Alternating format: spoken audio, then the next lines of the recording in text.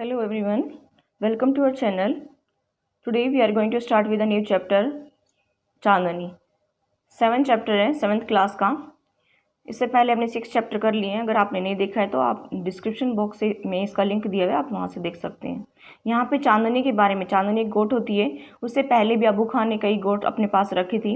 ये लास्ट गोट थी चांदनी। उसने सोचा कि ये छोटी गोट है जो मेरे पास काफ़ी लंबे समय तक रहेगी, मैं उसे बहुत प्यार करूँगा, उसको अच्छा जो है डिलीशियस फूड खिलाऊँगा और वो मेरे पास हमेशा ऐसे रहेगी, वो भी मुझे प्यार करेगी और मैं भी उसको अच्छे से उसकी देखभाल करूँगा। लेकिन लास्ट में ऐसा होता नहीं है। ठीक है, सो आगे हम डिटेल में पढ़ेंगे। Let's get start. Once upon a time, there lived an old man in Almora. He was popularly known as Abu Khan. He lived all alone except for a few goats, which he always kept as pets. He gave his goats funny names such as Kalwa, Mungia, or Guzri. He would take them out for grazing during the day and talk to them as one talks to one's own children. At night, he would bring them back to his little hut and put a string round the neck of each goat. एक समय में अल्मोड़ा में एक जो बूढ़ा आदमी रहता था, अबू खान के नाम से उसको जाना जाता था, बहुत ही प्रसिद्ध था वो। कुछ एक बकरियों को छोड़कर जिनको वह हमेशा पालतू पशुओं के रूप में रखता था, अकेला रहता था। वह अपनी बकरियों के साथ उनके मजाकिया नाम रखता था, जैसे कलवा है, मूंगिया है, गुजरी है। वह दिन के समय में उन्हें चराने के लिए बाहर ले जाता और उनके साथ ऐसे बातें करता जैसे कोई अपने बच्चों के साथ करता है। रात को वह उनको वापस छोटी सी झोपड़ी में ले आता और प्रत्येक बकरी के गले में एक रस्सी बांध देता। पूर Abu Khan was little unlucky in the matter of his goats. Very often at night one of the goats would pull at string till it broke loose and then would disappear in the hill beyond. Goats in hilly regions hate being tied to trees or poles. They loved their freedom. Abu Khan's goats were of the best hill breed. They too loved their freedoms. So whenever they got the chance, they would run away, only to get killed by an old wolf who lived in the hills. अपनी बकरियों के मामले में जो गरीब अबू खान थोड़ा सा बदकिस्मत था। अक्सर कोई न कोई बकरी रात के समय रस्सी को खींचती रहती और जब तक वह टूट नहीं जाती पहाड़ियों के पीछे लुप्त हो जाती। ठीक है, पहाड़ी क्षेत्रों की जब बकरियां पेड़ों के साथ बंधे रहने से घृणा करती हैं, उन्हें अपनी आज़ादी ज़्यादा पसंद होती है। अबू खान की जो बकरियां हैं उच्च पहाड़ी की प्रजाति की होती थी, उन्हें भी अपनी आज़ादी पसंद थी। इसलिए जब कभी भी अब उनको भागने का मौका मिलता था वे भाग जाती थी और बूढ़े भेड़िए द्वारा मार दी जाती थी जो पहाड़ियों में रहता था। Whenever one of his goats disappeared, Abu Khan was very sad. He did not understand why even the juiciest grass and greens that he gave them and all the love that he showered on them would not stop these unfortunate goats from running straight into the jaw of death. Are these goats mad? He wondered, or was it their love for freedom? But freedom meant struggles, hardship, even death. Abu Khan couldn't solve the mystery. यहाँ पे क्या बताया है कि जब भी कभी उसको कोई बकरी कोई बकरी खो जाती तो अबू खान बहुत ही उदास हो जाता। वह कभी नहीं समझ पाया कि उसको अच्छी रसीली घास में खिलाता हूँ, अनाज देता हूँ, ठीक है, और जब इतना सब कुछ देखभाल करता हूँ और उसके बावजूद भी जो भी उसको प्यार देता हूँ उनको, ठीक है, फिर भी वो क्या करती है, मौत के मुंह में जाने से उनको मैं नहीं रोक पाया। ठीक है, कहीं ये बकरियां पागल तो नहीं है, आश्चर्य करता है वह। और आज़ादी का अभिप्राय यहाँ पर संघर्ष, विपत्ति, यहाँ तक कि मृत्यु भी हो सकता था। अबू खान इस रहस्य को सुलझा नहीं सका। आगे देखिए, one day when all his goats had left him, Abu Khan said to himself, no more goats in my house ever again. I may yet live for a few more years, but will live without goats. However, the poor old man was terribly lonely. He simply couldn't do without his pets. Very soon he bought a young goat. He thought, a young goat will stay with me much longer. She will soon begin to love me as well as the food I give her every day. She will never want to go to the hills. And he laughed with joy. एक दिन जब उसकी सभी बकरियां जो है उसे छोड़कर चली गई तो अब्बू खान ने शम से कहा कि मेरे घर में अब कोई बकरी नहीं आएगी। मैं कुछ वर्ष जिंदा रह सकता हूँ, लेकिन मैं बिना बकरियों के रहूँगा। ठीक है, परंतु बेचारा जो बूढ़ा आदमी था बिल्कुल ही अकेला था। वह पालतू पशुओं के बगैर नहीं रह सकता था।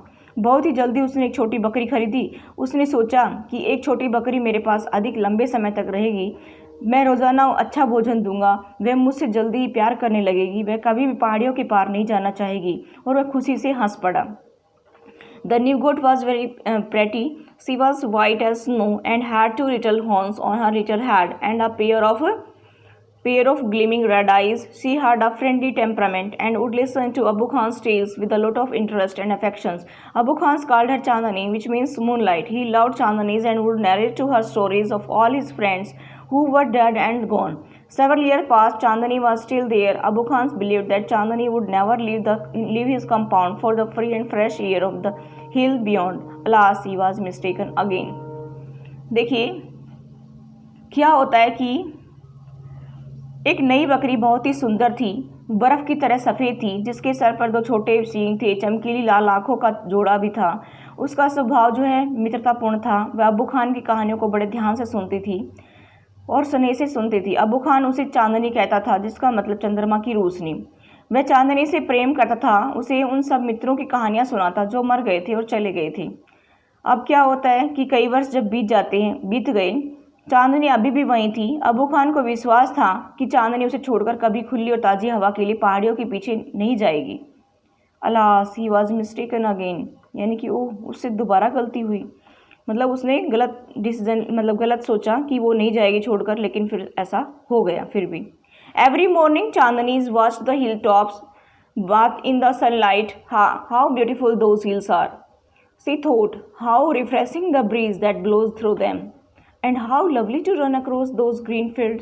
She ran towards the hill but had to stop with a jerk. The rope round her neck wouldn't let her go any further. How she hated that rope. यानी कि प्रत्येक सुबह चांदनी पहाड़ी की चोटियों को सूर्य की रोशनी में चमकते हुए देखती।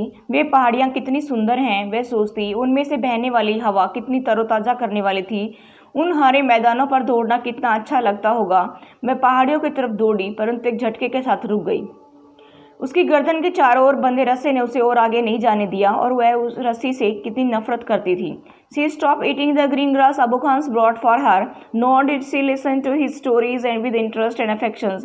She lost her appetite, grew very thin, and stared moodily at the hilltops bathed in sunlight. Abu Khan did not understand Chandani's anguish. At last, she decided to speak to him frankly. Dear Abu Khan, she said, let me go to the hills, please. If I stay on in your compound, I will die. Now Abu Khan understood Chandani's problem, but it made him very unhappy. The earthen pot which contained Chandani's breakfast fell from his hands and broke into 1,000 pieces.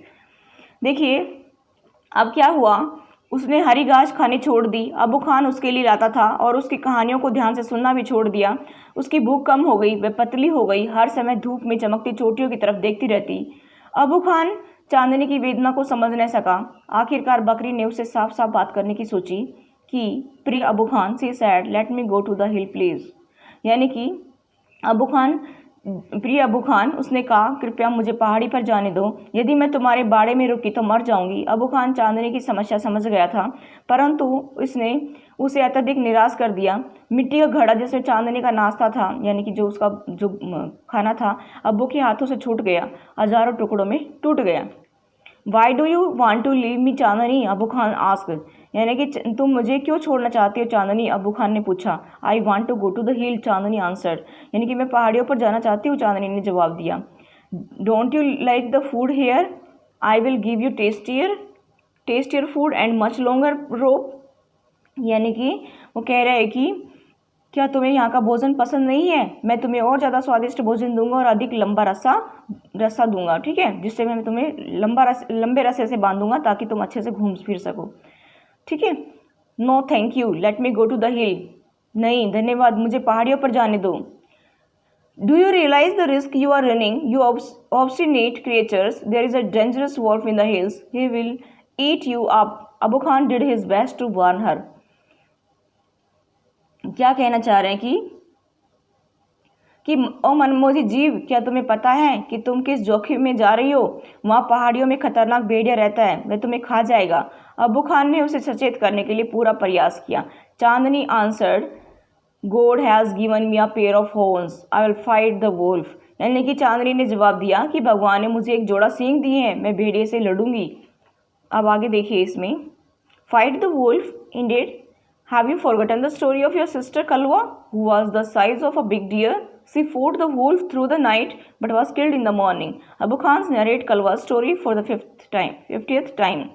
यानी कि अब यहाँ पर क्या बता रहे हैं कि वो तुम भेड़िए से लड़ोगी? सचमुच क्या तुम अपनी बहन कलवा की कहानी भूल गई हो, जिसका आकार बड़े हिरन जितना था? मैं पूरी रात भेड़िए से लड़ी परंतु सुबह तक मारी गई। अबू खान ने कलवा की कहानी 50वीं बार सुनाई, लेकिन उसको कहाँ समझ में आना था, उसको तो आज़ादी पसंद थी। To all this Chandni had only one thing to say, I want to go to the hill. इन सब बातों का चांदनी के पास एक जवाब था, मैं तो पहाड़ियों पर जाना चाहती हूँ। Abu Khan got very annoyed. He thundered, "You are not going anywhere. From today, you will live in a small hut and not move about freely in the compound. Ungrateful as you are, you must still be saved from the wolf." He pushed her into a small hut and shut the door, but he forgot to close the small window at the back. The same night, Chandani made that window her passage to freedom. अब क्या हो गया कि अबू खान नाराज़ हो गया। वो गर्जा, तुम कहीं नहीं जा रही हो, आज से तुम इस छोटी झोपड़ी में रहोगी, बाड़े में भी स्वतंत्रपूर्वक नहीं घूम सकोगी, तुम्हें भेड़िए से बचाना ज़रूरी है। उसने उसे छोटी झोपड़ी में धकेल दिया, दरवाज़ा बंद कर दिया। ठीक है कि तुम बस अब यहीं रहो, लेकिन वह पीछे वाली छोटी खिड़की बंद करना भूल गया। उसी रात क्या हुआ कि चांदनी ने उस खिड़की को अपनी आज़ादी का मार्ग बनाया और वह वहाँ से भाग निकली। आगे देखिए क्या होता है। Chandani reached the hill. It seems to her that the old hills were standing in a row to welcome her. She felt like a child meeting her parents after years of separations. Wherever she went, the tall grass rose to embrace her, the flowers bloomed to amuse her, and the wind sang in endless songs of welcome. How different all this was from her past in the prison house of Abu Khan's compound. It was the happiest day in Chandani's life. चांदनी कहाँ पहुँच गई? अब चांदनी पहाड़ियों पर पहुँची। उसे ये लगा कि पुरानी पहाड़ियाँ उसके स्वागत के लिए लाइन में खड़ी थी। उसने उस बच्चे की तरह महसूस किया जो लंबी जुदाई के बाद अपने माता पिता से मिल रहा हो। जहाँ कहीं भी वह गई, लंबी हरी घास उसे गले लगाने को खड़ी हो गई, फूल उसे रिझाने के लिए खिले, हवा ने स्वागत के अंतहीन गीत गाए।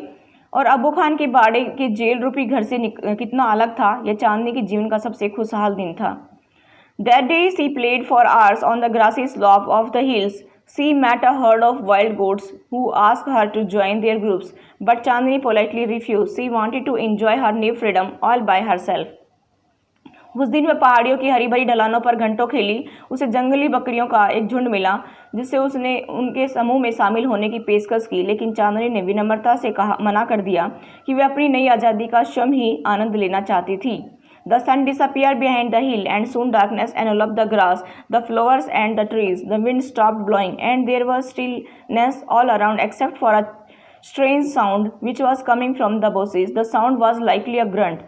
What was it? It wasn't Abu Khan's voice calling her back to the compound, nor was it the voice of another god. Then Chandani thought of the dangerous wolf who lived in the hill. She felt scared. सूर्य पहाड़ियों के पीछे छुप गया। जल्दी ही अंधेरे ने घास फूल और पेड़ों को भी ढक लिया। हवा का जो है बहना भी बंद हो गया। एक अजीब सी आवाज़ के अलावा वहाँ चारों ओर शांति थी जो कि झाड़ियों से आ रही थी। आवाज़ गुर्राने जैसी थी। ये क्या था कि अबू खान की आवाज़ नहीं थी जो उसे भाड़े में वापस बुला रही थी, और न ही किसी दूसरी बकरी की आवाज़ थी। जब चांदनी ने उस खतरनाक भेड़िए के बारे में सोचा जो पहाड़ियों में रहता था, उसने भयभीत महसूस किया। क्या उसे अबू खान की झोपड़ी में वापस जाना चाहिए? नहीं, उसने खुद से कहा, खुले मैदान में मौत छोटी झोपड़ी के जीवन से कहीं अच्छी है। She felt scared. Should she go back to the safety of Abu Khan's huts? No, she said to herself, death in an open field is far better than life in a small hut. The wolf had come out of the bushes and was staring greedily at Chandani. His eyes were shining like burning coal in the darkness. He seemed in no hurry. He knew the new god was this. यानी कि अब वो उसको मतलब डर लग रहा है। क्या उसे अबू खान की झोपड़ी में वापस चला जाना चाहिए था? नहीं, उसने खुद से कहा कि खुले मैदान में मौत जो है छोटी झोपड़ी के जीवन से कहीं अच्छी है। भेड़िया झाड़ियों से निकलकर बाहर आ गया और भूख से व्याकुल होकर चांदनी की तरफ देख रहा था। उसकी आंखें अंधेरे में जलते कोयले की तरह चमक रही थी। उसने जल्दबाजी नहीं दिखाई। उसे पता था कि नई बकरी अब उसी की शिकार थी। आगे देखिए, the Wolff and the God size up each other. The Wolff was big and ferocious, whereas the goat, though healthy, was small. But small is not weak. Chandani stood firm on her legs, head slightly bent and horns jutting out. She was a picture of courage. She looked like a brave soldier, ready to fight a treacherous enemy. I must put up a good fight, Chandani thought. Success or failure is a matter of luck or chance. यानी कि अब उसने क्या किया कि भेड़िया और बकरी ने एक दूसरे को की शक्ति का अनुमान लगाया। भेड़िया बड़ा और खुखार था जबकि बकरी छोटी थी, लेकिन छोटा कमज़ोर तो नहीं होता है। चांदनी अपने सिर को झुका करके सींगों को आगे निकाल करके अपनी अगली टांगों पर खड़ी हो गई। वह साहस की प्रतिमूर्ति थी।